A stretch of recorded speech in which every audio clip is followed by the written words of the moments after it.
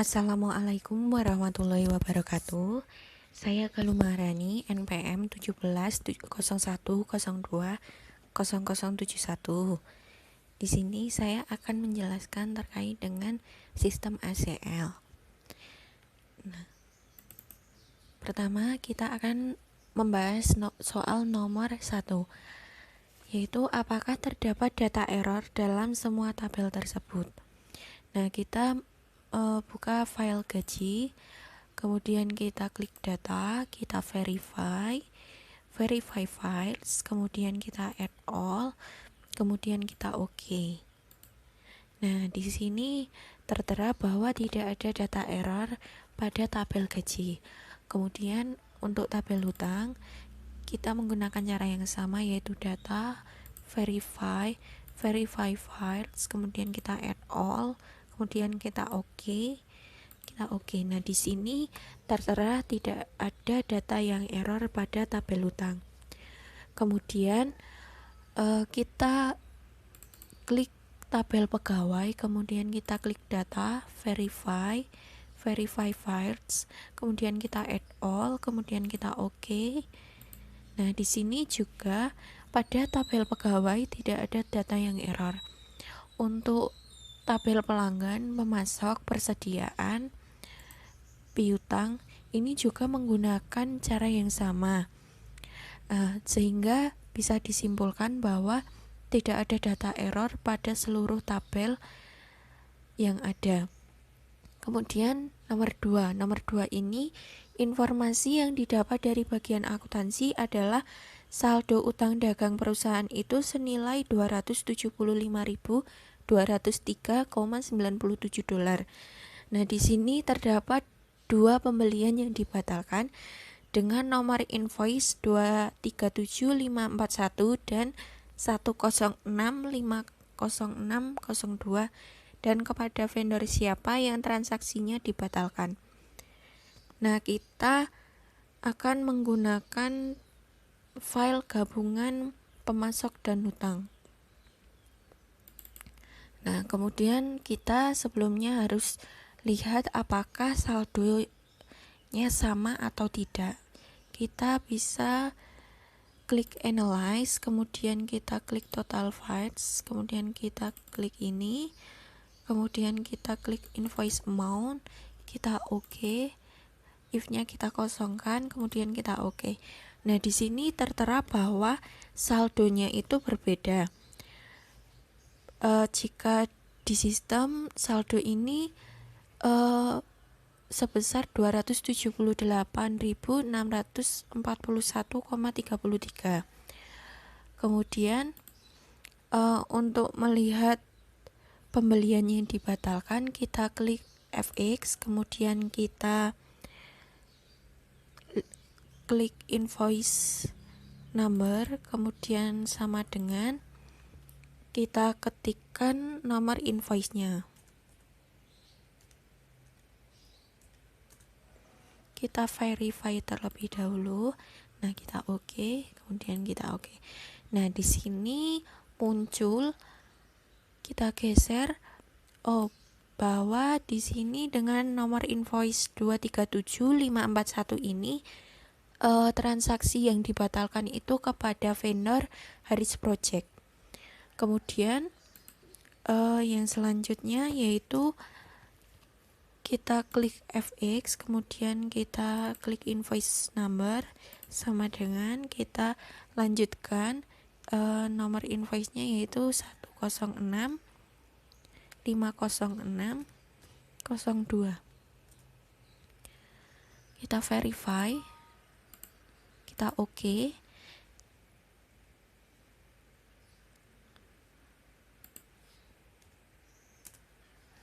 Nah, di sini muncul bahwa dengan nomor invoice 106500602 ini transaksi yang dibatalkan yaitu kepada vendor Binford Tools.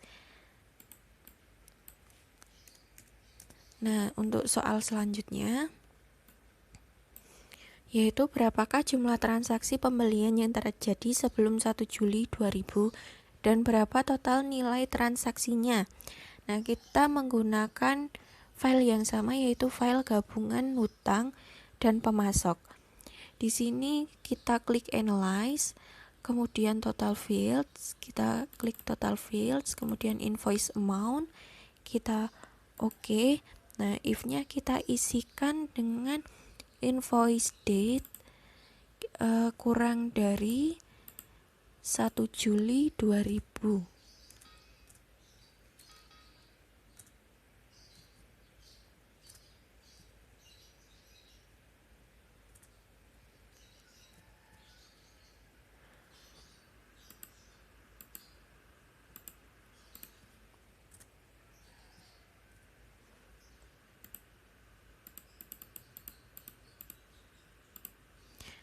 Nah, kita oke, kemudian kita verify. Nah, kita oke. Nah, di sini tertera bahwa pada sebelum tanggal 1 Juli 2000 terdapat 31 transaksi dengan invoice amount-nya 103.431,41. Kemudian untuk soal selanjutnya yaitu hitunglah rata-rata harga beli produk, 5 nilai tertinggi harga beli produk, dan 5 nilai terendah harga beli produk. Nah, kita menggunakan tabel hutang. Kemudian untuk mencari rata-rata, kita klik analyze, kita klik statistik, kita klik statistik on-nya, kemudian unit cost, kita oke, standar deviasinya kita klik. Nah, di sini tertera bahwa rata-rata harga beli produk ini sebesar 14,92. Kemudian yang selanjutnya yaitu untuk mencari nilai tertinggi dan nilai terendah. Nah, kita menggunakan cara analyze, kemudian statistical, kemudian statistik on, kemudian kita add all, kemudian kita oke. Nah, if-nya kita kosongkan dan standar deviasinya kita centang. Nah, di sini muncul jika 5 nilai tertinggi harga beli produk yaitu 56.767,20, 20.386,19, dan 18.883,34, 16.642,56, 15.444,80, dan sebelahnya ini merupakan 5 nilai terendah harga beli produk. Yang selanjutnya yaitu klasifikasikan produk sesuai dengan letak penyimpanannya. Menurut judgement Anda sebagai seorang auditor, di manakah letak gudang yang perlu mendapatkan perhatian lebih dan apa alasannya? Nah, kita menggunakan tabel persediaan. Kemudian kita klik analyze, kita klik statistical,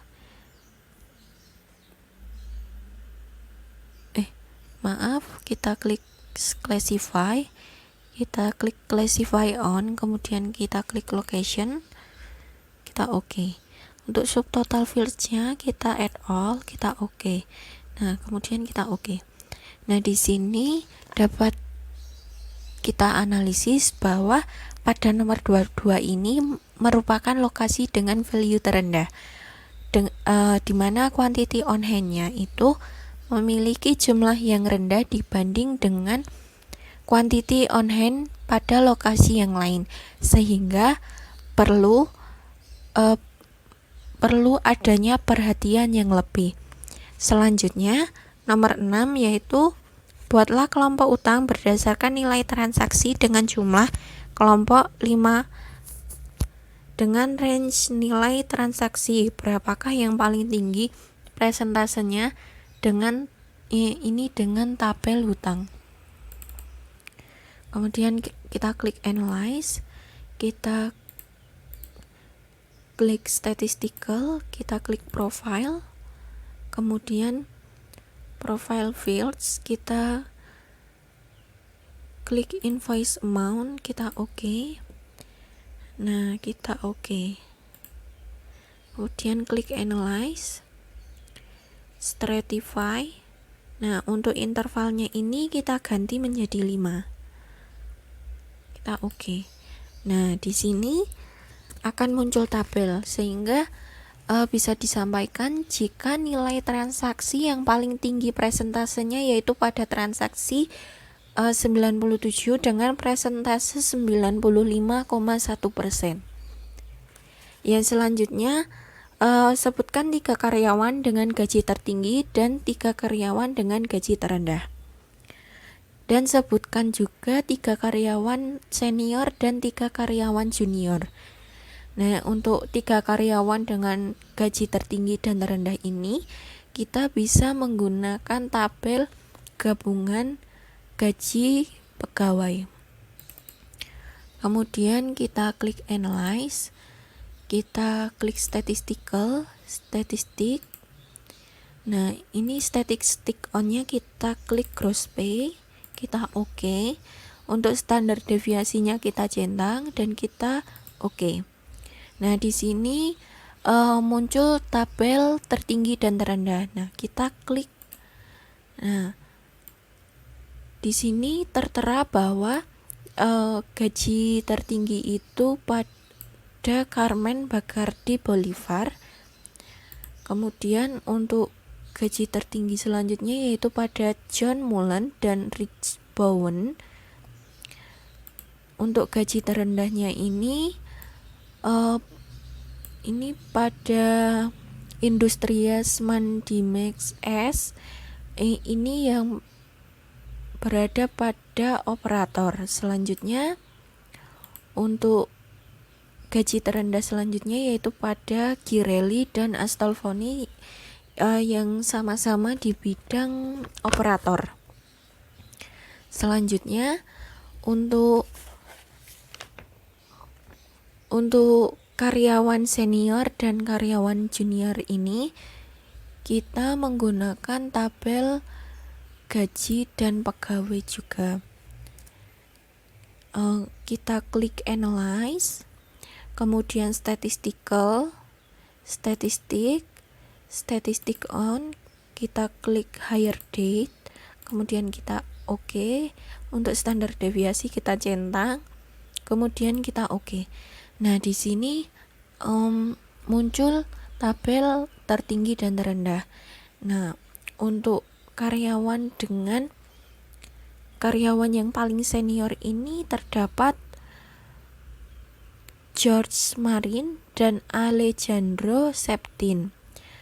Kemudian yang senior selanjutnya yaitu Marcus Bokelkamp. Selanjutnya untuk karyawan juniornya ini terdapat dengan nama Richard Stakforian dan Vanessa Mittal. Untuk soal selanjutnya, dengan menggunakan look for duplicate, lakukan pengecekan terhadap daftar karyawan. Adakah data yang terduplikasi? Lakukan analisa. Nah, di sini kita menggunakan file pegawai. Kemudian kita klik analyze, kemudian look for duplicate. Untuk duplicate on-nya kita add all, kita oke. Kemudian list files-nya kita isi add all, kita oke.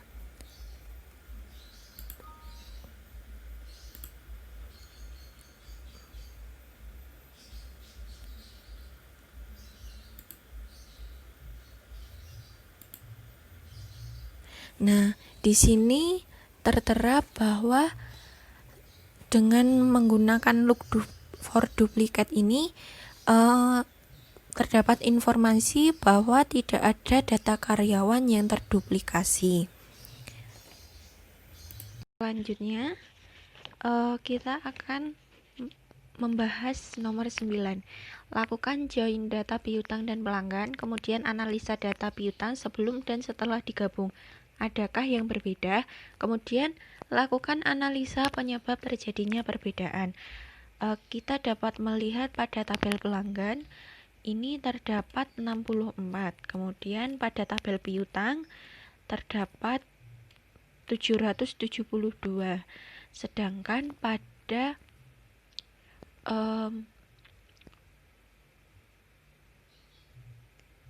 untuk join piutang dan pelanggan ini terdapat 63, sehingga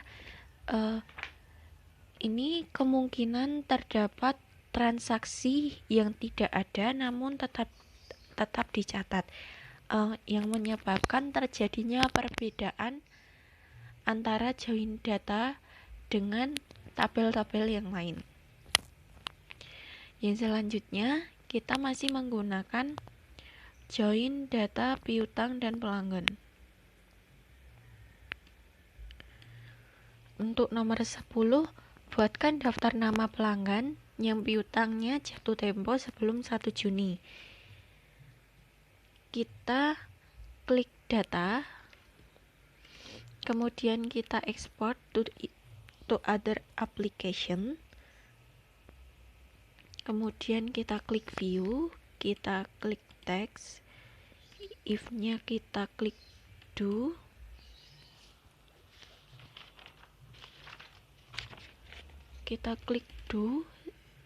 kurang dari 1 Juni 2000, kita oke, kemudian kita verify. Nah, kemudian kita oke. Nah, untuk to-nya kita isikan jatuh tempo 1 Juni 2000 dengan NPM 1701020071. Nah, kita save, kemudian kita oke. Nah, kemudian kita membuat tabel baru dengan memasukkan file yang sudah kita ekspor tadi. Nah, kita masukkan file, kita next, kita oke. Nah, di sini tertera bahwa ini merupakan daftar nama pelanggan yang mana piutangnya jatuh tempo sebelum 1 Juni 2000 dengan total 16 pelanggan. Sekian penjelasan dari saya. Apabila ada kesalahan, saya mohon maaf. Wassalamualaikum warahmatullahi wabarakatuh.